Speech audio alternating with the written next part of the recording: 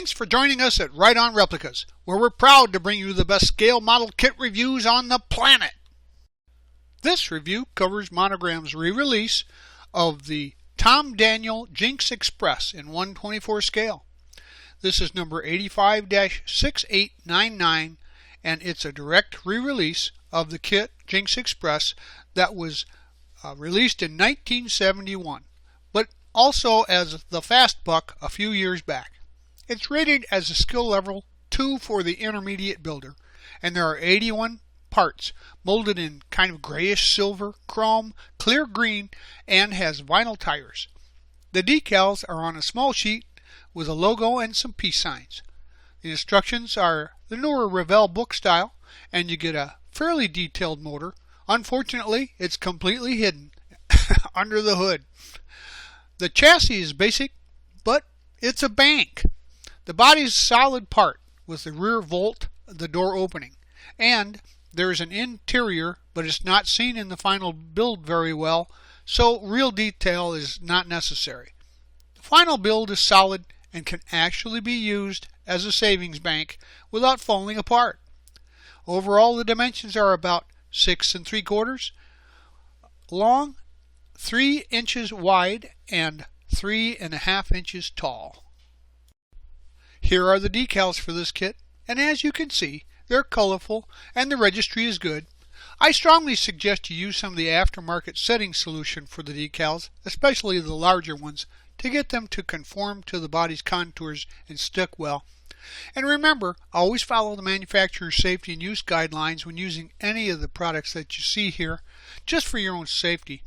Now we'll be using, for the most part, Model Master's liquid cement, sometimes super glue for strength, and white glue for clear parts. Construction will start with the motor, but as I was going to change colors, thinking that it would look better in gold, I decided to spray all of the silverish parts with a good quality primer. Then we're going to start with these parts and start to build the motor. It's mostly assembled prior to painting, so put the block halves and the heads together, and I painted the block green and the transmission aluminum. The headers are steel color. Now assemble the two halves of the intakes and then add the cover and the carbs to the intake. Now install the intake on the block with the valve covers. And note that in both photos the headers don't quite fit the motor, so if you set the motor in place in the chassis and install the headers afterwards, you'll have to leave a gap in mounting them. So you should test fit these parts and make sure that the holes that they are aligned with are a little bit larger so that they can be inserted in there properly. Paint the chassis flat black on the underside, and note the copyright script there that needs to be removed. I just used a blade and some sandpaper to sand it smooth, and then the top side areas will have body color on the steps and the sides, as that's part of the finished body when it is done. I used a gold color for mine. Now glue the motor on the mounts and the chassis and prepare for the next steps to continue construction.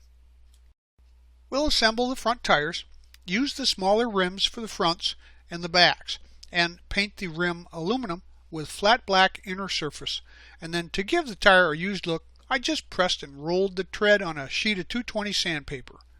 Now install the front rim and snap the back rim onto the axle pin of the back side. The rear tires are drag slicks, and they're assembled next. Use the larger rim fronts and the backs and paint the rim back aluminum with a flat black inner surface. To give the tire a used look, once again, you can just roll and press the tread onto some fine sandpaper. Then install the front rim and snap the back rim onto the axle pin on the back side. Pull out these parts for the front suspension, and remember to scrape off the chrome plating from any place where you're going to have a glue contact point, because glue doesn't adhere well to the chrome plating.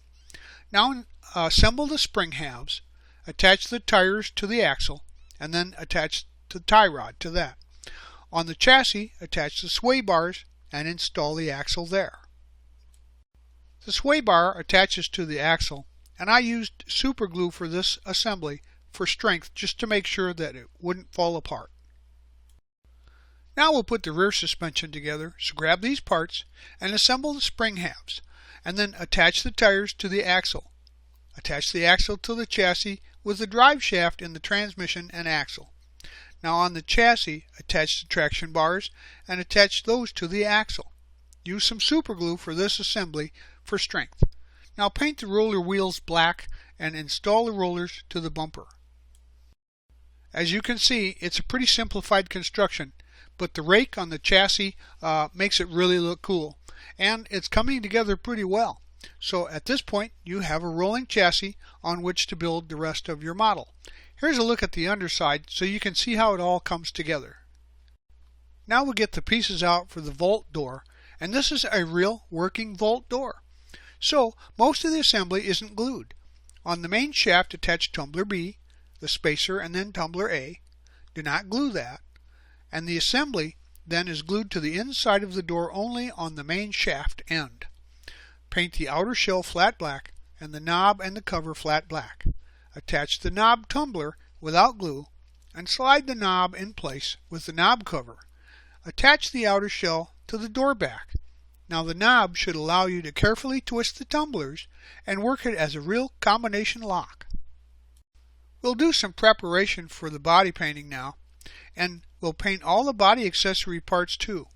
Some of the minor parts can be assembled, such as the rear door hinge and the wing. Now note there are mold lines that need to be sanded off prior to the primer. They'll wet sand the parts with an 800 grit sandpaper very carefully so as not to remove any of the detailing, especially those cool looking rivets on the body. Sand the body and remove any parting line or blemishes that you find, and then go ahead and spray inside and out with a good quality primer. After the primer has dried, wet sand it with a good 800 grit or better sandpaper to remove any blemishes and flatten out the paint. And then we're going to be careful though not to remove any of the detail like those great looking rivets. Paint the body your choice of colors. I used Krylon's metallic gold. It's a rattle can paint to give me that gold bar look. Do all the detail painting of the marker lights and the accessories based on the box art and the instructions, and get that ready for decaling. Use plenty of warm water. Soak the decals one at a time for about 30 seconds, and then move them off of the backing onto the area of the body that they are required, and then kind of squeeze out with a soft cloth any water or air bubbles that are trapped underneath the decals. Let those all set and dry, and then give your body a base coat once again of some clear spray to lock in the decals. Get out the green translucent glass and we'll install that next. So put the hood scoop and the windshield into place, and they're installed from the inside. And use some white glue with a bead around the outside to set those and fix them into place. The side glass and the corner glass are installed from the outside, and the trim is painted with silver and with a silver Sharpie. Then, once again, for even the small windows, use some white glue so that it dries clear and won't affect the and craze the plastic. Get these parts out for the interior. The back wall is gray with a flat black seat back and base. The dashboard is gray with black and white instruments, and the wheel is black with aluminum spokes and a center horn. Add the seat base to the back and install the wall in the body. Then insert the steering wheel and install the dash into the body on its locating slots. The gun turret is assembled now by installing the inner ring in the body and only glue the top edge of the inner ring to the inside of the turret. Now we'll grab these parts to finish the chassis assembly. Paint the exhaust aluminum and install that on the bottom of the chassis. Then install the steering rod and shifter. Paint the taillights stop light red and install them on the bumper. There is no positive attachment point for the taillights, so just space them equally apart so that they look about right. Now we can go ahead and add the rear door, so just snap that into the hinge in the door panel. The roof wing airfoil is attached to the back and top of the body there, and now you can drop the body and assemble that to the chassis. Just use some good quality glue there, like some epoxy glue or super glue on the contact points to make sure that it stays into position. Now we'll grab these parts to complete the front and paint the guns and the periscope flat black and install those in place. And then add the grille, the headlights, and the bumper in place. As you can see, she's really starting to take shape now. The final assembly is to paint the rear machine guns flat black and install those into place. They go into the small turret windows there, and they really give this fast money carrying vehicle a menacing look. It used to be a problem that armored cars were getting robbed a lot back in the 70s, but I think if it had looked like this one, they wouldn't have had any problems getting through. Well, there you have it.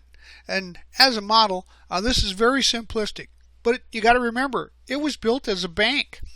The motor's not real complete, it's basic, so is the chassis, but overall, it's a great looking, corny show rod. But all the parts went together well. There was no fuss. They all fit properly. There was no warping. So I think this was a great kit, and I think just about anybody could build this kit successfully. I loved the Tom Daniels kits when I was younger, and I love them again today. They make you feel good and harkens back to the days when the mood for building models was anything goes, and this one kind of proves it. Now, it's still going to look great on your shelf, and I think it looks extra special in gold brick gold. Thanks to the re-release, these kits are pretty well available, and go out and grab one and put it on your shelf with pride. Well, we hope you liked this premium step-by-step model kit review, and so that you don't miss any more, please subscribe to our YouTube channel. But you can find us on Facebook and always at our website, www.rideonreplicas.com. Thanks!